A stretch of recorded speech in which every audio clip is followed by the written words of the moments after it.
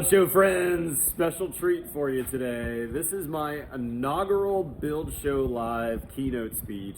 And more importantly and more excitingly, all of our Build Show Live content, if you missed it, is on our site now. So go to thebuildshow.com. You're going to see a special tab for Build Show Live. I'd love to have you catch up. This is some fabulous education.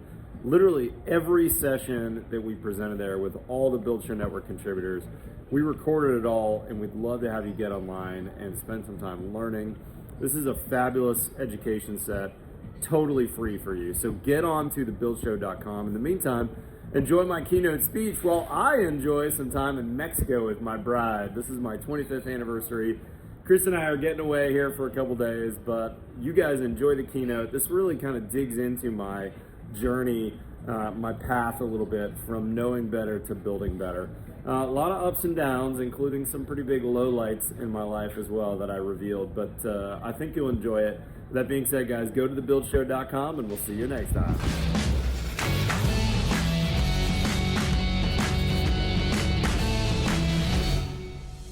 The Build Show Live 2024 keynote is brought to you by Octoplast.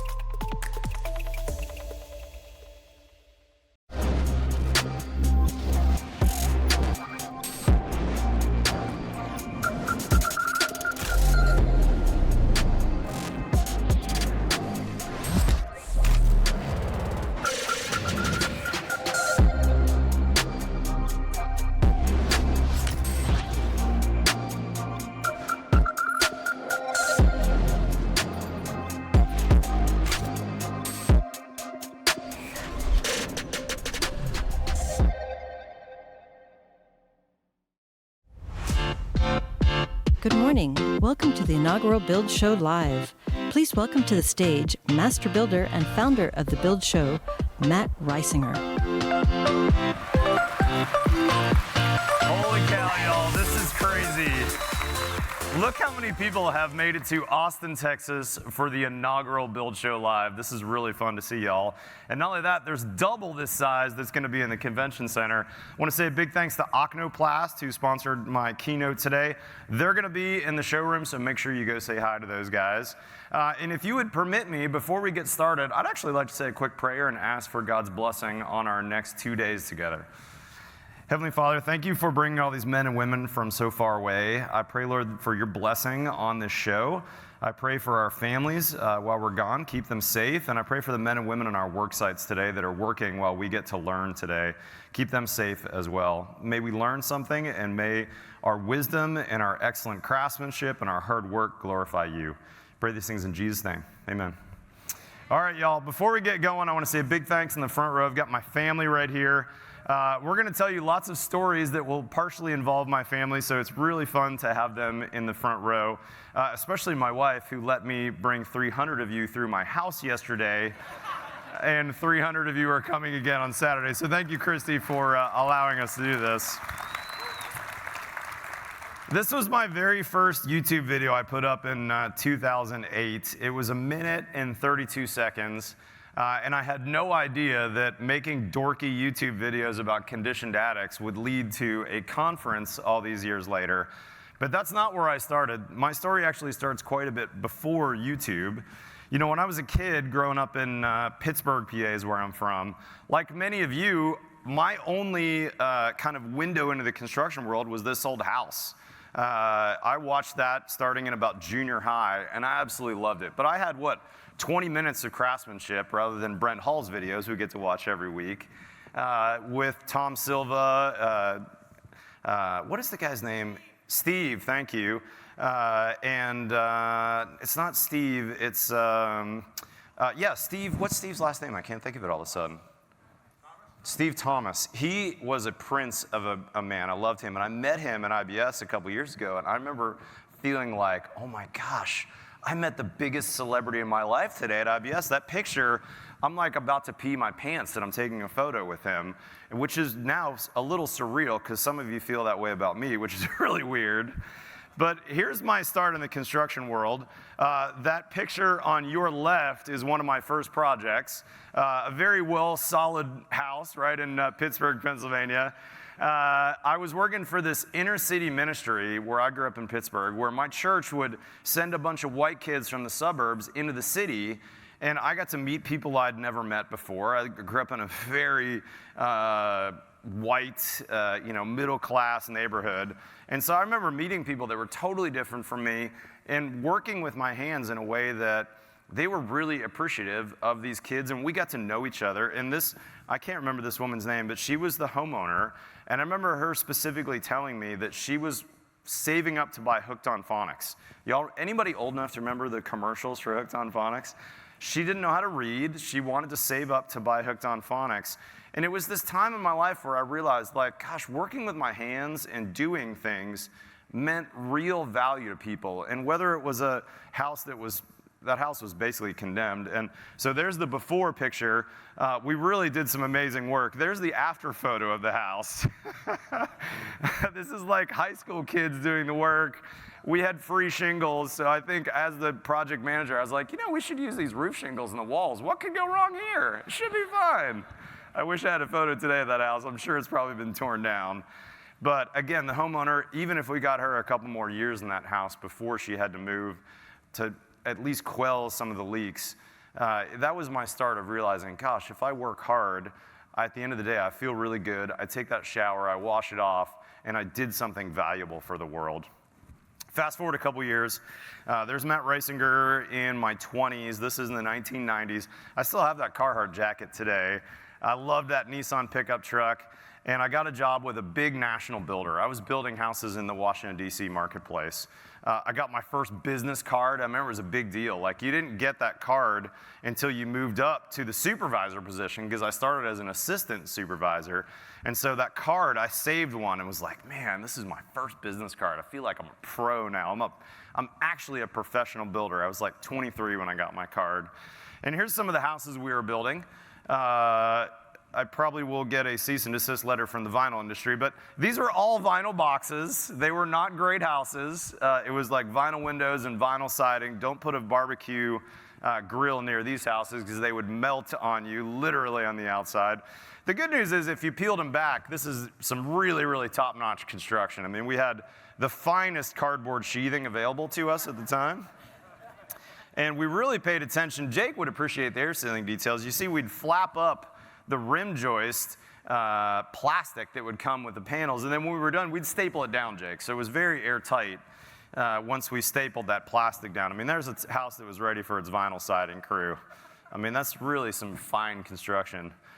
The good news about that cardboard sheathing, though, is if you had an inspector that was like, hey, I didn't get to see into the porch soffit, you just grab your knife out of your pocket and flick that thing open and cut a little inspection hole. No big deal, right? We don't need to fix those holes. And it was also really easy to air seal back then because you probably had some fire foam that you could air seal with. This electrician did a real nice job of cutting a big square hole with his knife. But if you don't have a knife and you're an electrician, CJ would probably just use the claw of his hammer to just poke a hole there and get what he needs out of there. Not the finest construction, shall we say. The good news was that we always had duct tape in the truck, so anything that needed fixed, we'd just throw a little duct tape on there. Certainly it would be fine. This is the 1990s. I didn't know any better, which is kind of the purpose of this talk here, know better, build better. I didn't know any better. Frankly, no one had showed me any different way to build than this. I just assumed, hey, when the vinyl siding came, that was going to cover it up and it would be, generally not wet, right? That's the only thing we cared about. Funny enough, if you fast forward a couple years, we know a little bit more these days, right? We know better, so we build better houses. Kind of moving on my journey, I was in the field for quite a few years building houses. They promoted this dork to sales guy for a while, so I sold new homes. I had to wear a suit for a while. And if you fast forward a few years, now we make videos making fun of that cardboard sheathing. Unfortunately, this one's not on YouTube because we did get a cease and desist letter from the title, Worst Built House in America. And unfortunately, the company's logo was in a few places in the video. That was a bummer. If you notice on this slide, it got like 50,000 views in 24 hours because people can definitely relate to worst built, can't they? Got married in 1999. We moved at that time. There's young Matt and young Christy, married in Texas, but at that time we moved to Portland, Oregon. So I'd built with this production builder with this cardboard sheathing and vinyl for all those years. And we moved to Portland, and I thought I was building like the king of houses. Like these are the types of houses we were building in Portland. No more vinyl siding, like we're building with brick, and we had fiber cement, and we had like really cool designs. This was a semi-custom builder in Portland. We were also building with real sheathing for the first time, like, oh my gosh, what is this OSB? It's so hard to cut a hole in this with my knife. And you know, we're working like with real framers with stick-built houses. I'd done everything panelized. Well, so at that time, I was like head superintendent was my title. There's me and the year 2000, I had my Nextel. Who had a Nextel phone in the like late 90s? Weren't those the best?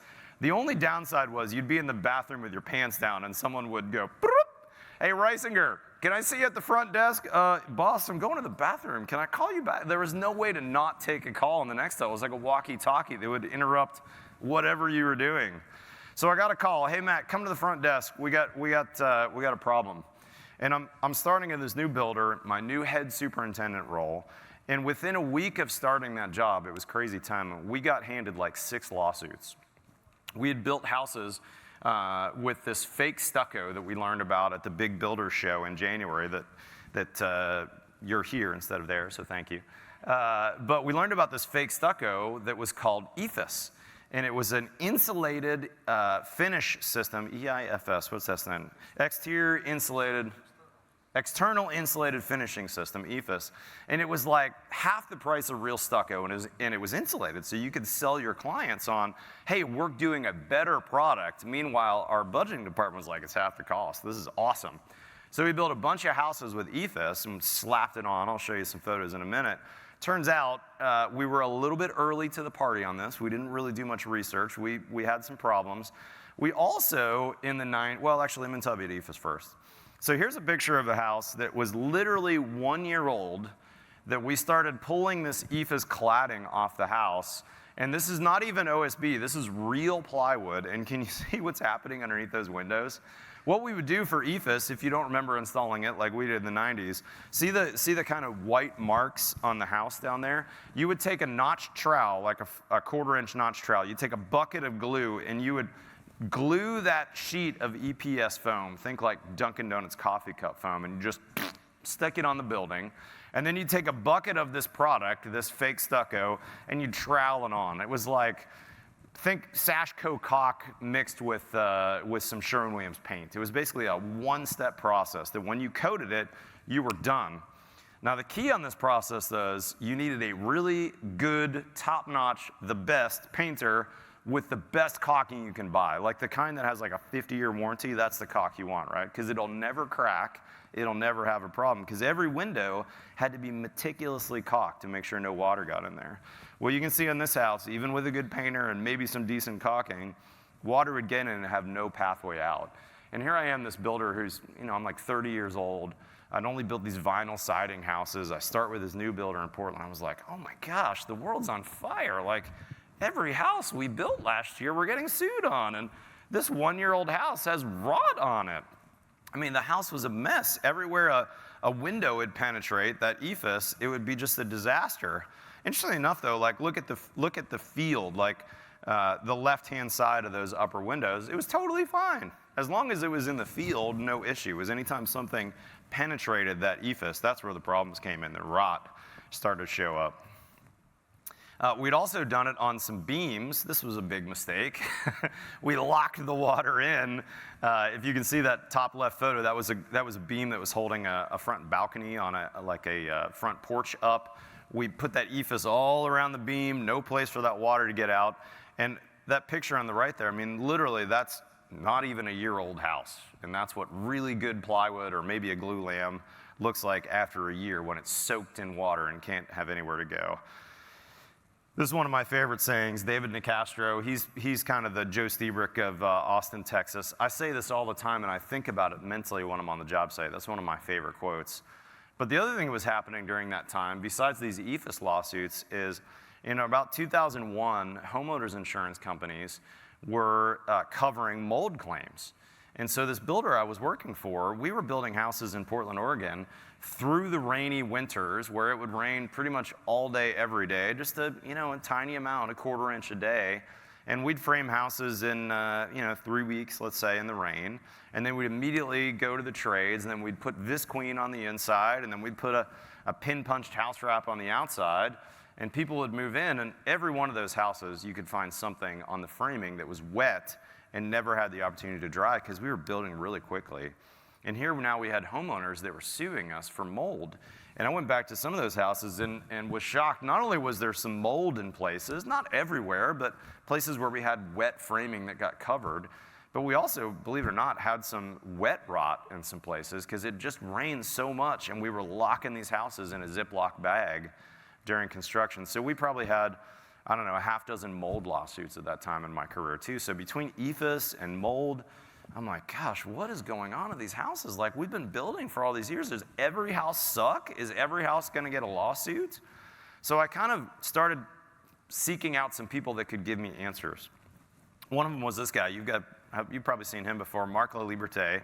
It's a funny slide. He takes a piece of paper and crumples it up into a ball and says, this is what architects are doing with roofs these days. I think I've seen Joe do a similar demonstration. And we got Joe in the front row, but most of us have had some training from Joe, and several of us have had a lot of training from Joe. Yes, big round of applause for Joe, absolutely. I don't know if this is a Joe slide, but I think I actually got this from Wikipedia. We started learning about building science. And this is like, at this point, this is maybe 20-ish years ago. And the only thing that I cared about building science at that time, and frankly still honestly to this day, is just that molded area, understanding and preventing building failures. I mean, for me, energy efficiency is great and all. Building to some standard or getting a plaque on the front door, that's awesome. But what I really want is not to get sued and not to have a mom think that their kids are dying in a house that I built because there's mold issues. So we dug into it. We started realizing, I guess we should actually pay attention. Like, these windows, a lot of them leak. So we should probably make a way for them to leak, but not leak into the framing. Like, what's a sill pan? I don't know. Let's figure it out. So we started doing sill pans on windows. I don't think he's here, but this is my buddy Don Wright that we're still friends with today. He was my Milgard sales guy back in the day. And we had an installed window program with Milgard where Don's crew was trained on how to put a sill pan in, how to make a flap down, install the window with like water management best practices. You can even see some horseshoe shims down there to let the water out from these vinyl windows we were using. And then later we'd come in and flap the white house wrap underneath there. It was like a whole new world. Like, wow, I've never seen a window installed this way. I can't believe that you could put a sill pan in and then stop the leaks from happening. We kind of went all in. We learned about rain screens. We started doing rain screens in like 2001, 2002. We were even doing rain screens on lick and stick type products, on the cultured stones. It was really a new world. It was fun. We had a lot of fun during this time to figure out all these new details. And there were some new products coming out, like these, basically a roof jack that you use on a wall. Like, what's the difference? Joe would say, what's the difference between a roof and a wall? Maybe a little less rain on the wall, but not necessarily. So shouldn't we treat our walls like we treat our roofs? Man, it was really a fun time. What's interesting, though, is that what's old is new again. The insurance companies stopped covering mold lawsuits in about 2002, maybe. So our flow of lawsuits dried up real quick when the insurance companies wouldn't cover mold anymore. People were less concerned about it. We were, frankly, building a lot better, too. But let's fast forward in time a little bit. This is about a year or so ago, maybe 2 years ago. I'm in my office. It's 5:30 at night. I got a phone call on the office line, and I don't recognize the number, and I'm thinking, I wonder if that's a prospect. I should answer this.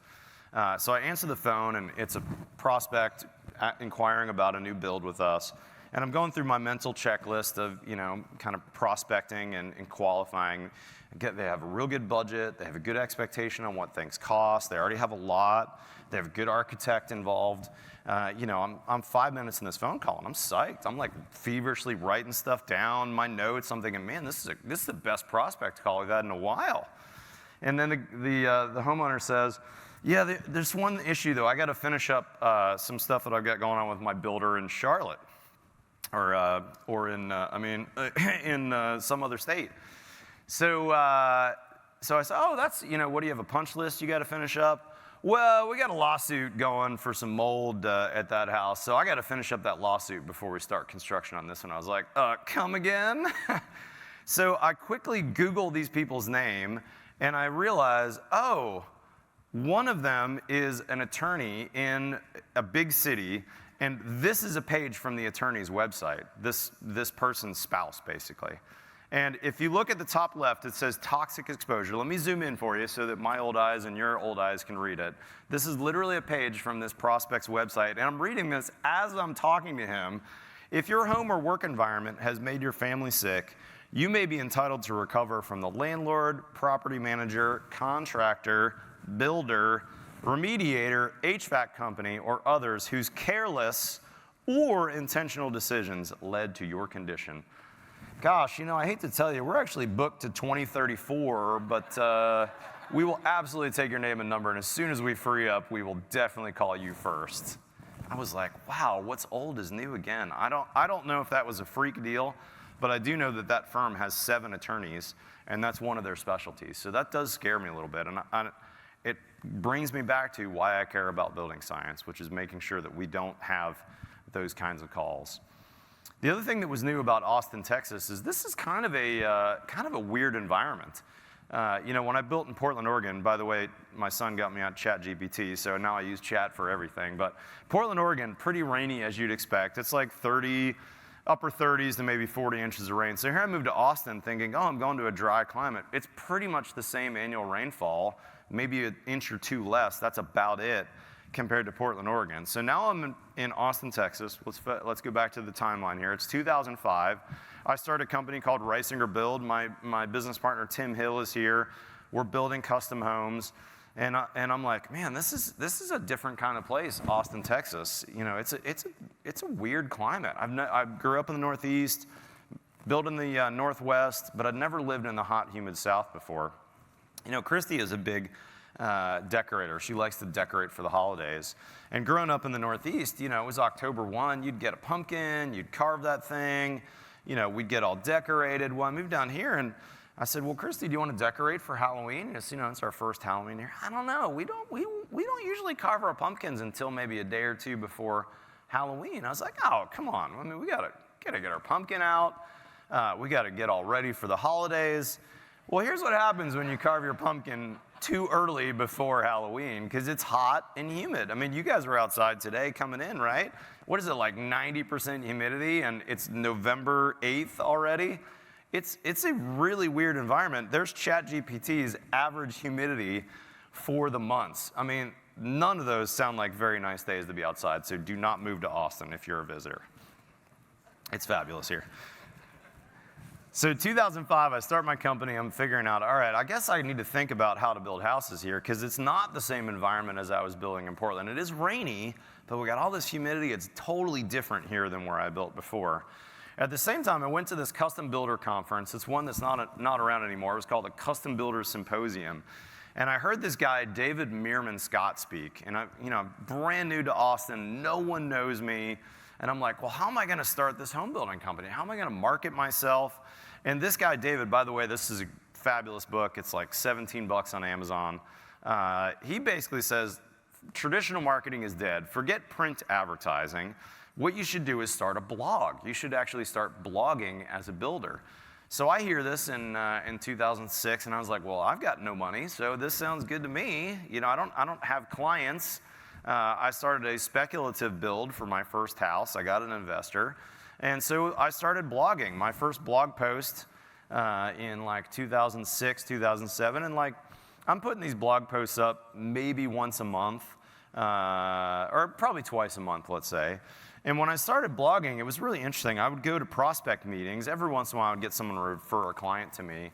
And I would go into the meeting, and it was usually the husband, but not always, would shake my hand and be like, oh, Matt, it's so good to meet you. And I'd be like, well, how do you know me? My wife grew up here, but I just moved here last year. And they'd act like I was their cousin, that they hadn't seen in a while. And I'd be like, no, why are you acting like this? And I read your blog post last night. You know, I read several of your blogs, and I really appreciated how you explained the difference between building a house here and building a house in other climates, and like why you need or don't need a vapor barrier. And I was like, wow, these people are nerding out on info that I only thought would be for builders, you know, my friends reading this. It was kind of weird. So then I start building. This is my first house I built in Austin, Texas. This is over in Tarrytown, Barley Pfeiffer Architects. Very cool house. I really tried to do good water management details. You can see it's got good overhangs. Pretty forgiving house. Really kind of craftsman style. Reminded me of my Portland roots when I lived in Portland, and we tried to do some good details. I'm trying to make a name for myself in this new town, like really do the best job I possibly can on this house. Mind you, this is a speculative house, and the economy was humming here in 2005.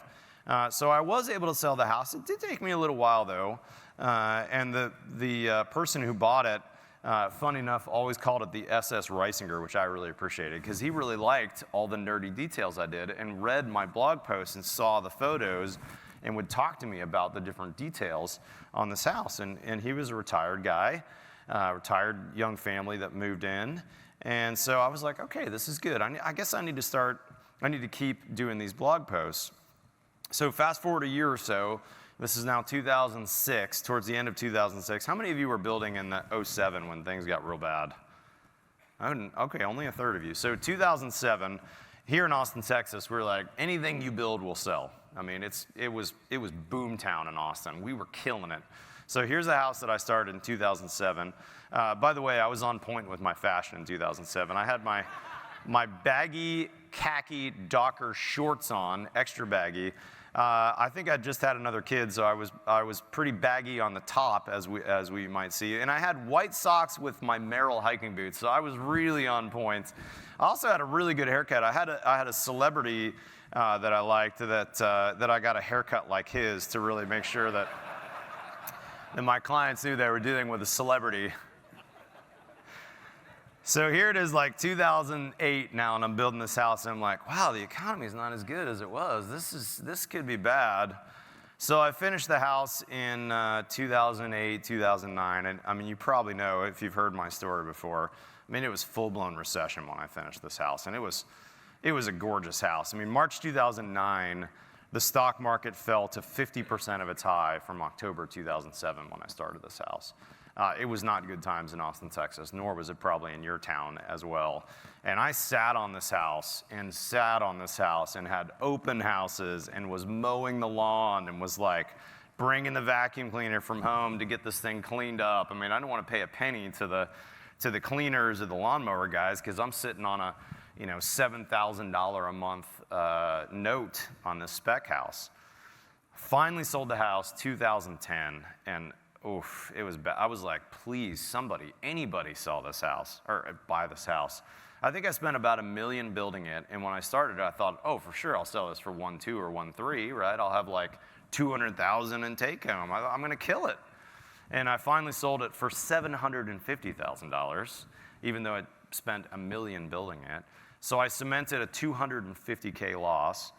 And then also during that time, because I wasn't making any money or building for anybody, I ran my credit cards up to the literal bottom of my eyeballs. I think we had about $50K in credit card debt.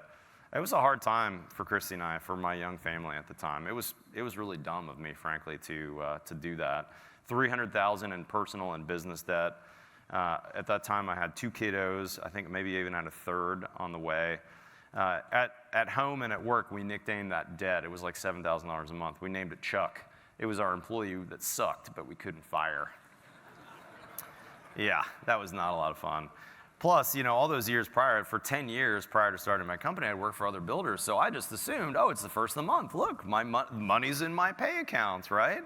All of you who own businesses know that feeling. Like when you work for someone else, it's like, manna from heaven. You don't even have to think about it. Oh, on the 1st, I get paid every month, regardless of whether I am a good builder or a good employee or not. That money shows in your account. And then you start a company, and you're like, wow, I got to hustle. Like that money just doesn't show up. I remember vividly thinking in this period of time, like, oh, that's what it means to pray, give us this day our daily bread, right? Because that bread ain't coming unless I'm praying for it. And I remember a lot of times during that time, this is like 2010, where I was like, I have 13 invoices to pay tomorrow on Thursday, and I have no money in my account. What am I gonna do? And man, prayer got me through that time. God totally blessed me, and some customer would be like, oh yeah, I was gonna pay you early this week. And we'd be like, what? Are you kidding me? I mean, it felt like answers to prayer were happening everywhere. My wife one time called me on a Friday afternoon. We had to pay our nanny, and she's like, hey, I was going to get some money out of the ATM, and this is a screenshot of my ATM at that time. We had, what is that, $11.02 in the bank account at that period of time. The prior time we checked, we had $200, right? It was really, really rough. As a side note, this has nothing to do with building better houses, but we used YNAB. I had a guy at my church kind of mentor me on how to actually make a budget and stick to it. We finally got out of debt in 2015. We called it firing Chuck. It was one of the best days of our life, and we've really tried to run our business and our personal finances at zero debt ever since. The life lesson, though, for me at that time was get clients. Get people that will pay. Because, for instance, Catherine and Stan, some of my very first clients, did a remodel during a time when no one else was doing remodels, and they liked me, and they were like, well, while you're here, we might as well do the basement too, and we might as well do the back, and we should put a new roof on this. And I was like, yes, thank you, Lord, for Stan and Catherine. They were really my first paying clients in like 2009-ish, and without Stan and Catherine, I would have absolutely gone bankrupt. And Stan was one who often be like, hey, Matt, you need some money? I'm coming down from Houston, and I thought I'd write you a check early on your draw request just to make sure you got enough. I'd be like, what? Stan, you're incredible, dude. It's kind of a sad note. They moved in their house, and Stan died of a heart attack a month after he moved in. I cried the day I heard out. He was an amazing guy and was incredibly kind to me and my family during that time. So here's the first lesson. If you're a notes taker, which I see 3 of you taking notes, get out of debt. Get your family on a budget. Consider firing Chuck, or not consider, you gotta fire Chuck. And really, don't take my spec house that's been a tour house as an example for you to do. That's not an example. I have lots of companies that are giving me free products, that are paying us to do stuff. That spec house is not an example of what you should do. That's a show house, right? I don't build specs. That's the first one I've done since way back in the day, and we have a lot of money coming in from these companies that are helping us show you and teach people how to build good houses. So that is not an example of what to do. This is a show house. And the other thing I think I learned at that time that really was a big one for me is that profit lubricates the gears, right? You gotta run a good business if you wanna build good houses, right? If you go out of business, no one's getting good houses. It's one of the reasons why I'm so excited to have Breakthrough Academy on our Build Show network now. These men and women are really good business coaches, and I wish I would have known about them at this stage of my life. Quick, since I've got a minute, quick story.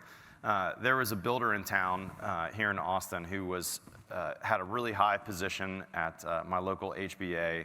I looked at him like the model of success. He drove a Range Rover. He always dressed in a suit. He had really awesome houses going on.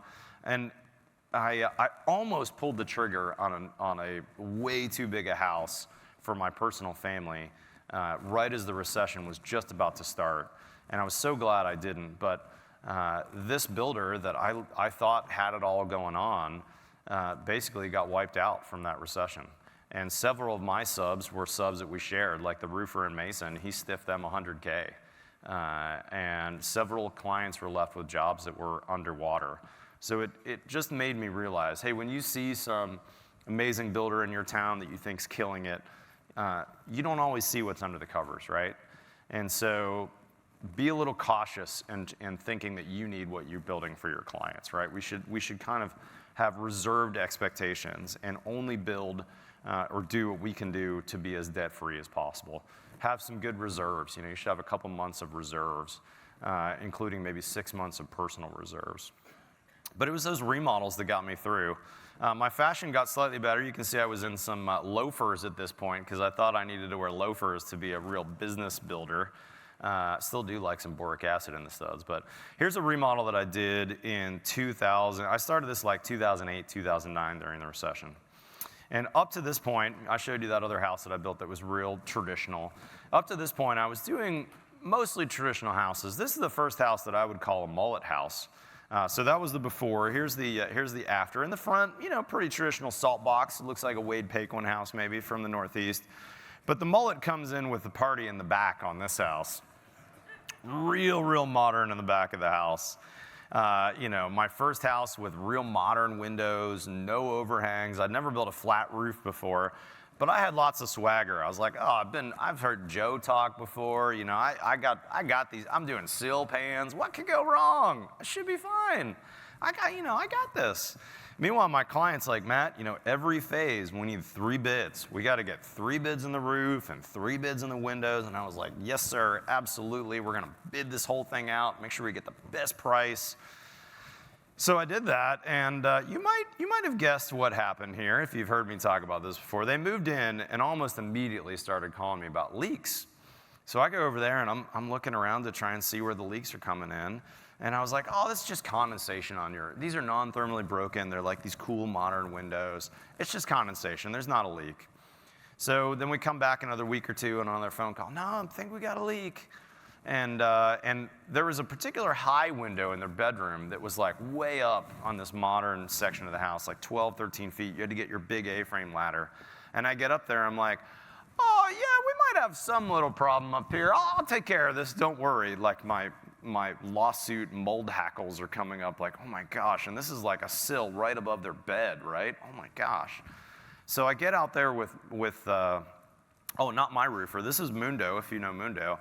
He's my new roofer. The roofer that bid this job, because I took the lowest bid, turns out it was his first flat roof too.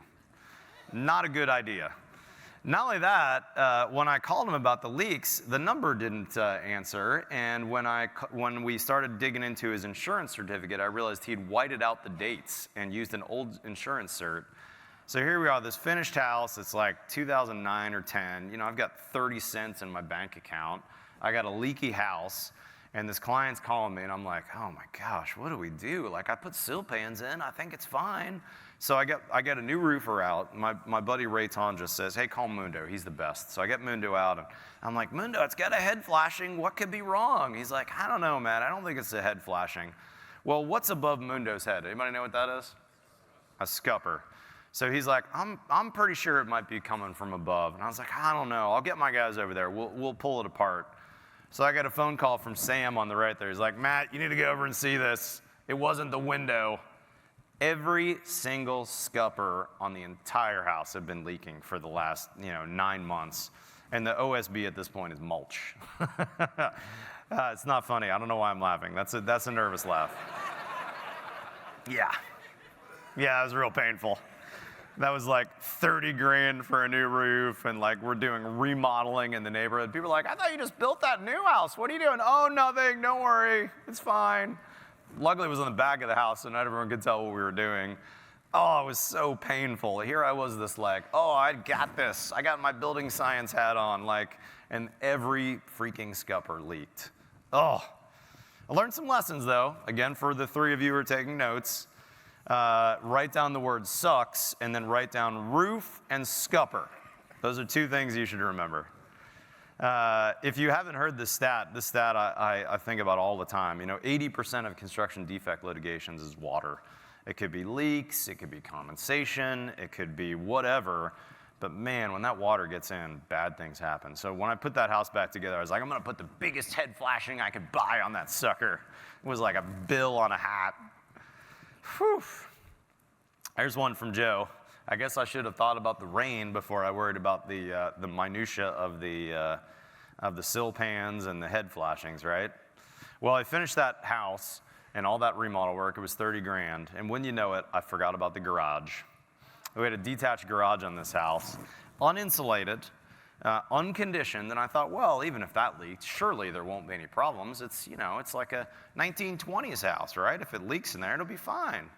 So the client calls me at some point and is like, hey, there's some staining in my garage ceiling. I was like, oh no, we forgot to change the roof on the garage. Dang it. I pulled that thing apart and I'm thinking, oh, it should be fine. There's no insulation. No, it was moldy and disgusting, and even studs were rotting, even with no insulation, right? So the people that are like, oh, houses just need to breathe. If water gets in, it'll dry. Or maybe, not many people say this, but we don't need to insulate it, right? Even an uninsulated structure like this, water gets in, there's no pathway for it to dry. It's gonna have problems. So we did a big garage remodel. I already had $30,000 in my roofer debt. Now I got another 10 or 15 to remodel this 1-year-old garage. Oh, so painful. This is a good one though. This was when I was like, all right, I'm not doing specs anymore. Forget this. I'm gonna build a good house, and I'm gonna make my clients pay for a good house.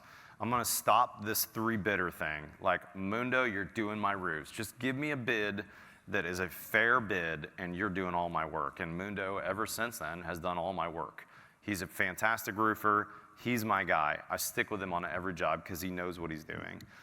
The other thing that we've changed since then is I don't do any bidding with people. Like, if someone comes to me and says, hey man, I want you to bid on this house, I'm like, hey, that'd be great. Why don't we get to know each other? I'll give you a ballpark price, and then you can hire me on a pre-construction services agreement. That's such a big deal. And the attorneys in this town are packed. You need a crew that you can trust. You need people that you can count on. This is an old Christmas photo from a couple years ago with my crew. A couple of those people are in this room. These are fabulous men and women that I've got to build with over the years. Find your people, make sure they're trained, and stick with them. That's such a game changer. All right, now it wouldn't be a keynote with me if we didn't talk nerdy building science for a minute. Let's talk about the progression of my learning in the building science world. When I moved here, I thought spray foam would solve all of my problems, right? Like, if you wanted a tight house, spray foam it. So open cell foam, spray the whole house, the entire envelope. I was thinking, oh, I'm gonna get this for sure a 1 ACH 50 on this house. And I got like a 3, and I was like, what is going on? So then I told my guys, all right, we're gonna caulk the heck out of these houses on the inside. Jake's laughing because he's seen that JLC article I wrote about how you should caulk everything on the inside. I still think it's not a bad idea to caulk the bottom sill, but we were slathering it everywhere in these houses because I was so PO'd that my house wasn't getting a low enough blow order score. I was like, oh, surely it's where the framing comes together. So, I go to more conferences, I hear more of Joe's talks, I'm learning, I'm thinking about how to do this. There's gotta be a better method. What are we gonna do? And I come across this crazy article from Joe, and I've heard him talk about this now maybe once or twice already. I reread the article. Joe wrote this article called The Perfect Wall in 2010-ish, Joe. And I had to think about it and read it and hear him talk about it on multiple occasions.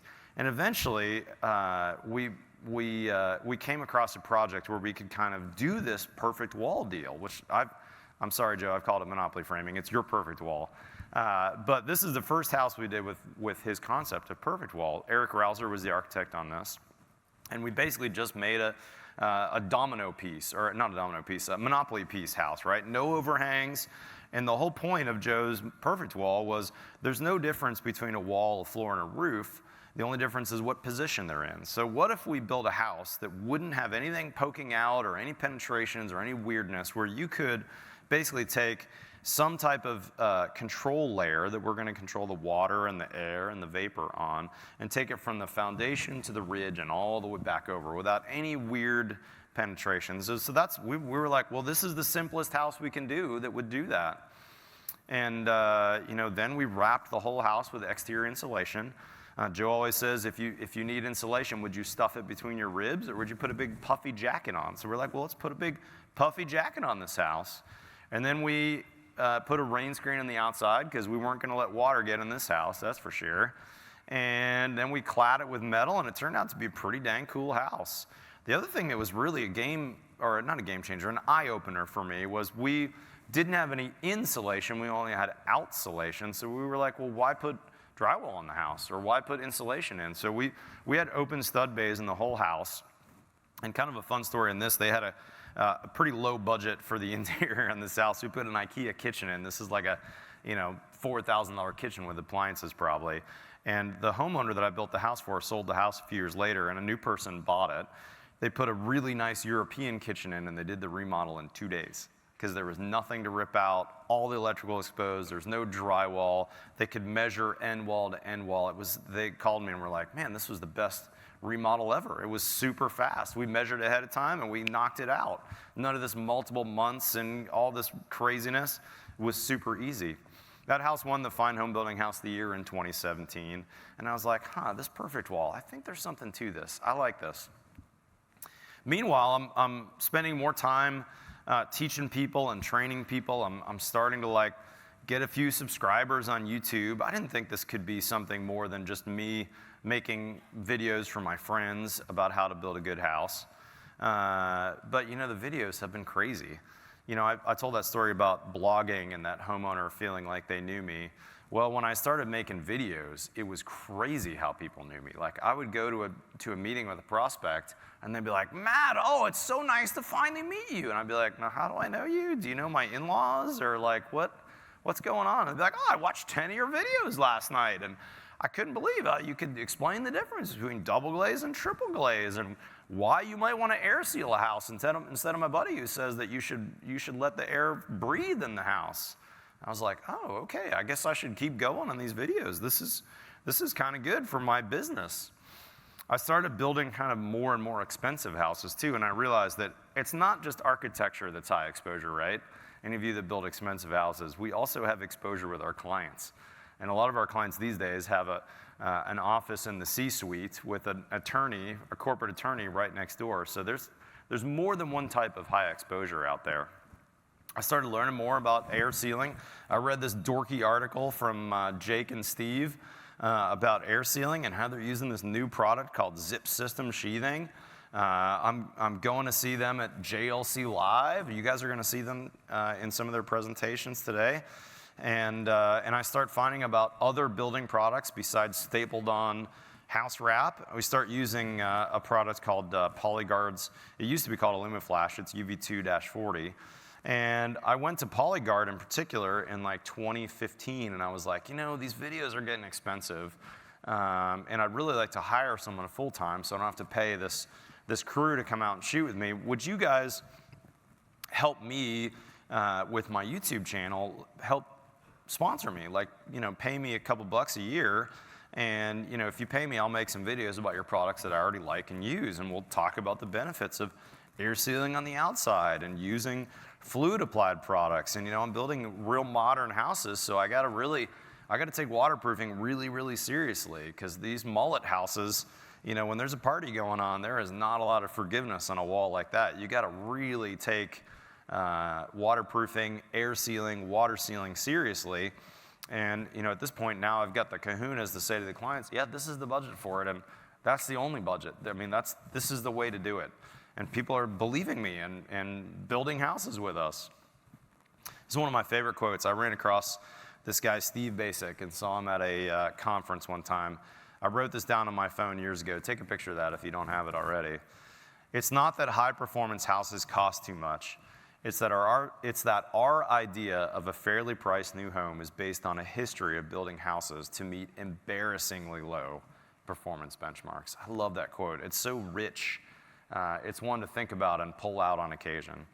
And I'm going to other builders' job sites. Like, I remember when I went into this job site that Jake built, and I'd read articles, and I'd heard him talk about this airtight drywall ceiling before, and I've heard Steve present on it, but until I saw it in person, there's something about video and seeing things with your own eyes that's different than reading an article, right? There's a certain amount of, oh, I get it, when you can see it. And then I'm seeing projects of theirs in Boston. I'm seeing projects in all these places. I meet their buddy Peter, who's here teaching as well. I'm like, gosh, there's a lot of smart people out there that have a lot of wisdom. Maybe we should do something with these smart people and this wisdom. I meet Wade at JLC Live. You look like a kid in that photo, Wade. In, I don't know what year that was, 2017, 2018, and I'm going through Wade's houses. I'm like, God, these dudes in Rhode Island have some great craftsmen. Like, I didn't realize that there's craftsmanship everywhere in the United States. It was really fun to see all these shingle-style houses that I'd never seen. I had no idea what it looked like or what it took to build a shingle-style house. And, you know, I'm seeing all these guys at trade shows, and then I meet this guy. I mean, talk about craftsmanship. Holy cow, dude. You've got to see one of his houses sometime. I mean, Brent Hull is the master craftsman. By the way, he teaches about master craftsmanship too, and he's got several presentations.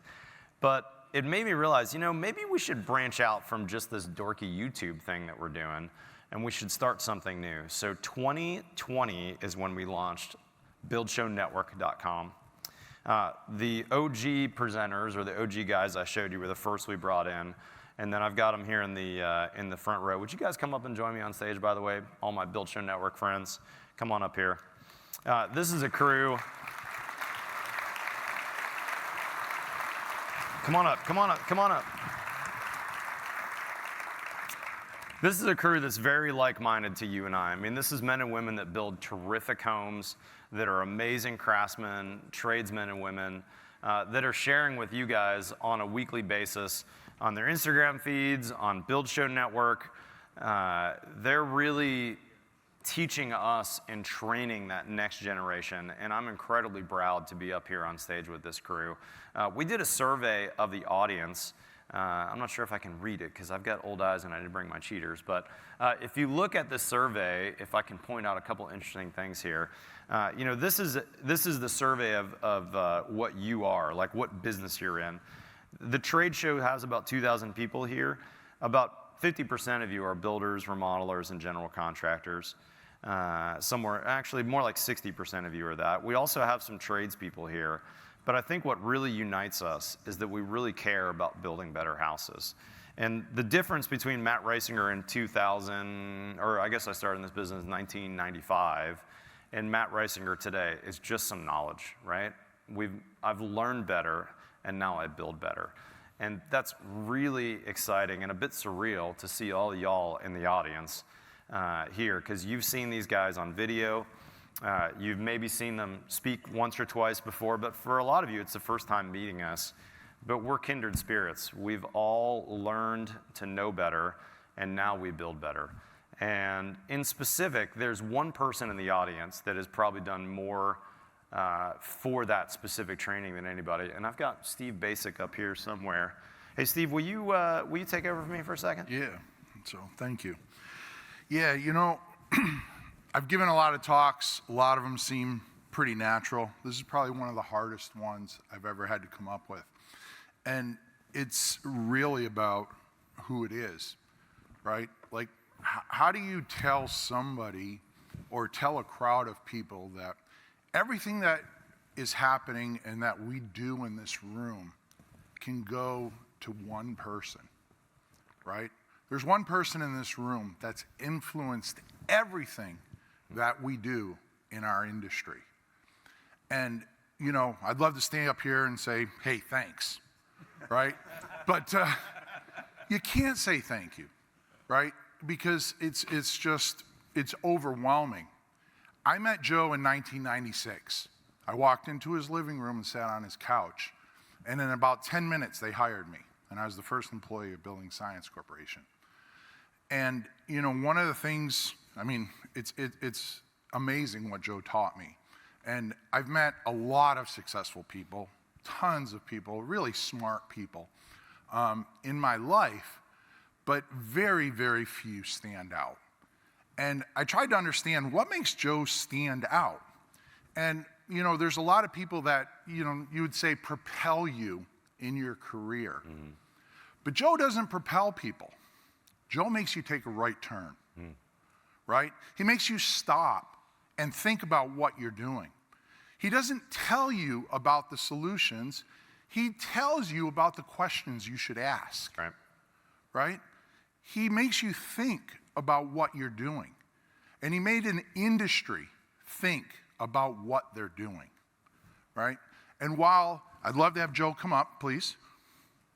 And yes.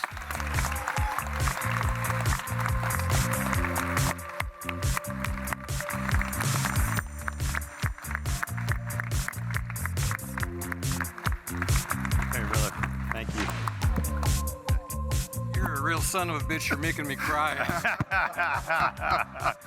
So this is our first conference, and when Steve and I were talking about this, we said, look, we want to give a Lifetime Achievement Award out for somebody who's done more for our industry than anybody.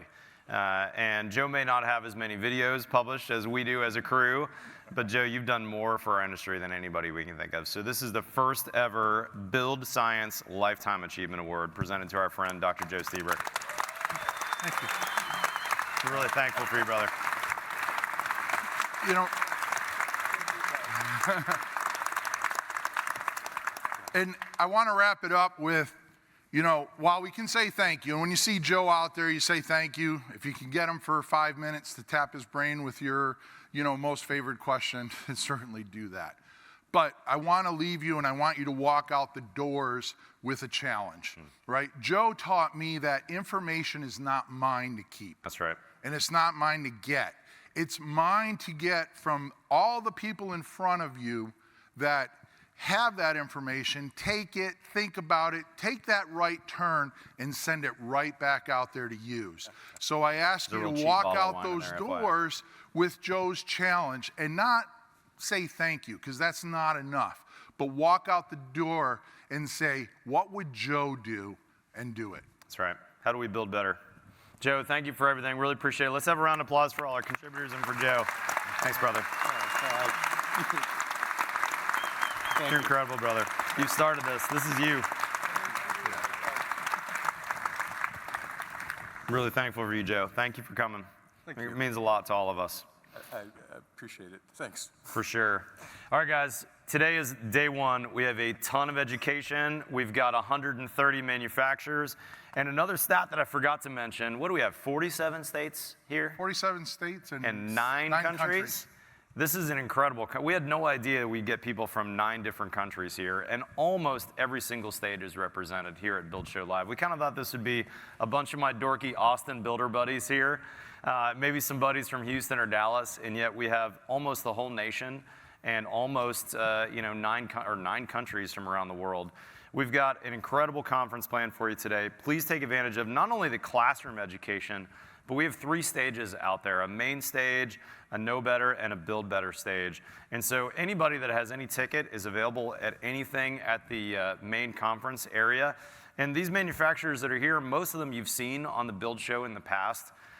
They're companies that want to get to know you, take their business cards, find out who the local rep is, ask them the nerdy questions, spend some time on that show floor. So the show opens in 2.5 minutes.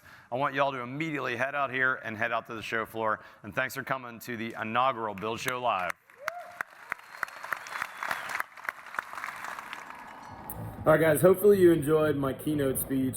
As I said earlier, everything from the show now is available on thebuildshow.com. There'll be a tab for Build Show Live.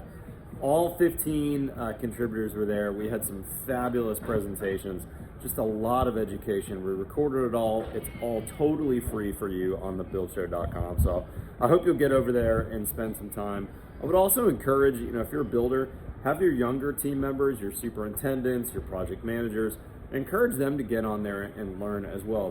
This is an event that costs money to come to, but if you spend the time on the site, it's all totally free. We'd love to have you come to the next one, though, which is in Dallas this coming fall. So that being said, guys, hit that subscribe button. We've got new content here every Tuesday and every Friday. Follow us on Facebook or Instagram. Otherwise, we'll see you next time on The Build Show.